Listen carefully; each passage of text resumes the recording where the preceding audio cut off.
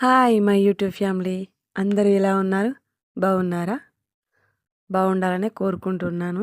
ఎంతో ఎనర్జీగా, ఎంతో ఫుల్ హ్యాపీగా మాట్లాడాలని అనుకున్నా.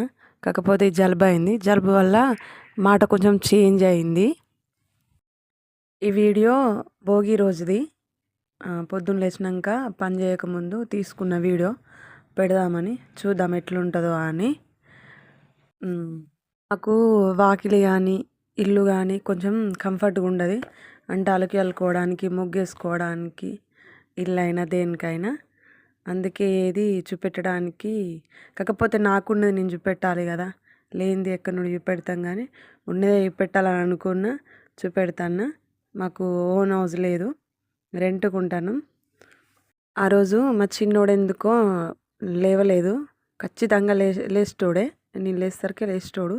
కాకపోతే ఆ రోజు చల్లుకొని ఇల్లు కడుక్కొని ముగ్గులు వేసేదాకా లేవలేదు. ముగ్గులు మంచిగా వేసుకోవాలి, కలర్స్ నింపుకోవాలని ఉంటుంది. కానీ తీరా వేసే టైంకు అంత ఓపిక ఉండదు, వేద్దామని ఇంట్రెస్ట్ ఉండదు. ఏదో వచ్చింది వేసి ఉంటుంది. ఇక ముగ్గేసి కలర్ నింపుడు అంటే చాలా కష్టం. అందుకే వచ్చింది వేసిన. ఇంకా ఇందులో సంక్రాంతి రోజు పిక్సే తీయలేదు. ఆ రోజు అసలు వీడియో తీసుకోలేదు. అనుకున్న వ్లాగ్ తీద్దామని, పని చేసుకునేది, అప్పాలు చేసేది అన్నీ తీసుకుందాం అనుకున్నా. కాకపోతే అనుకున్నంత ఈజీ అయితే కాదు వీడియో తీసుడు. తీసింది పెట్టుడు కూడా ఈజీ కాదు. భోగి రోజే మేము పండగ చేసుకున్నాం. ఆ రోజు మా ఆయన మటన్ తెచ్చుండే. ఆయన వండిండు, గ్యాస్ అయిపోయింది. అప్పాలు స్టార్ట్ చేసిన రోజే గ్యాస్ అయిపోయింది. నేను అంతకుముందు గ్యాస్ అయిపోతే మా ఆయన గ్యాస్ ఎత్తా అంటే కూడా అవసరం లేదు, కట్టెల పొయ్యి మీదనే వండుతా, అన్నం కూర కూడా మంచిగా ఉంటుంది అనేదాన్ని. కానీ ఇప్పుడు అట్లా అండే అంత ఉండలేదు. కానీ వెనకట పెద్దోళ్ళు అన్నం కానీ కూర కానీ అన్నీ చపాతీలు అన్నీ పొయ్యి మీదనే చేసుకున్నారు, కట్టెల పొయ్యి మీద. కానీ ఇప్పుడు వాళ్ళు గ్రేట్ అనుకోవాలి. అసలు వాళ్ళు గ్రేటే దేనికైనా. వాళ్ళు ఉన్నట్టు మనం అస్సలే ఉండం. వాళ్ళ తిండి వేరు, మన తిండి వేరు. మన అన్నీ మందుల తిండిలే. అప్పుడు వాళ్ళు గడక, జొన్న రొట్టె వాళ్ళు తిన్నారు. వాళ్ళంతా బలంగా ఉండం. వాళ్ళన్ని సంవత్సరాలు కూడా మనం ఉండం కూడా తెలియదు. ఇప్పుడే నడుము నొప్పులు, కాళ్ళ నొప్పులు అన్నీ అంటున్నాం. అట్లా అయిపోతుంది మన పరిస్థితి. ఇకపోతే భోగి రోజు చిన్నోనికి భోగి పనులు వస్తామని అనుకున్నాం. కాకపోతే మాకు తెలియదు ఎట్లా పోసుడు ఏంది అని అనేది. అంటే మా మమ్మీ ఇంతవరకు ఎవరికి నలుగురు మనవరాళ్ళు ఉన్నారు కానీ చేసుకోలేదు అన్నట్టు. ఇక్కడ మా ఫ్రెండ్ ఉంది కదా, ఆమె నాలుగురికి నేను పోసుకుంటానన్నది. సరే ఆమె సంతోషం కోసం ఎందుకు వద్దనద్దు, ఆమె సంతోషం కోసం పోసుకొని అని అనుకున్నాం. ఈ కర్రీ కాకముందే మా అక్క బిడ్డలు తీసుకురావడానికి మా ఆయన మా అక్క వాళ్ళ ఊరికి వెళ్ళిండు, తీసుకొచ్చిండు. పిల్లల్ని తీసుకొచ్చినాకనే పోసుకుందామని అనుకున్నాం. వీళ్ళ తాత అమ్మమ్మ వచ్చిర్రు. మాకు తెలిసినట్టు పోసుకున్నాం. ఇట్లా అట్లా అని ఏమనుకోకూరి, ఒక్కొక్కరు ఒక్కొక్క రకంగా పోసుకుంటారు. కాకపోతే పోసిన తర్వాత నేను తెల్లారమన్నాడు కొన్ని రీల్స్ చూసిన, కొంచెం తెలుసుకున్నా.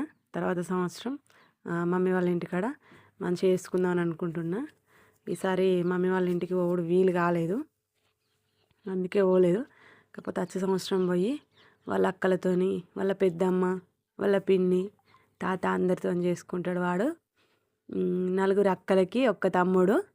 ఇక్కడ మాతో పాటు ఉన్నది మా అక్క పెద్ద బిడ్డ, మాకు పెద్ద బిడ్డ. మా అక్క ఎట్లా మాకు ఫస్ట్, ఈమెను కూడా అట్లనే గౌరవంగా చూసుకుంటాం. ఈమె మా ఫ్రెండ్. నాకు ఈమె లేకపోతే చాలా కష్టం ఇక్కడ లైఫ్. ప్రెగ్నెంట్ టైంలో కానీ, వీడు పుట్టిన తర్వాత కానీ నాకైతే ఈమె బాగా హెల్ప్గా ఉన్నది. ఈమె గురించి నేను చెప్పాలనుకున్నా. వీళ్ళ డాడీ లాస్ట్కి వచ్చి పోసిండు, వేరే పని ఉండే బయటికి వేయండు. ఆ రోజుకి అయిపోయింది. సాటర్డే రోజు టమాటా కర్రీ వండుకున్నాం. అంటే ఈరోజు నాకు తెలిసి ఈ వీడియో ఈరోజు అప్లోడ్ చేస్తా అనుకుంటున్నా. అక్క పిల్లల్ని వడగొట్టడానికి అయినప్పుడు అక్క జామకాయలు పంపింది. నేను వంట చేసేటప్పుడు ఒకవేళ వీళ్ళ డాడీ లేకపోతే అక్కడ పడుకోబెట్టి వంట చేసుకుంటా నేను. వాడు చూసుకుంటూ ఉంటాడు.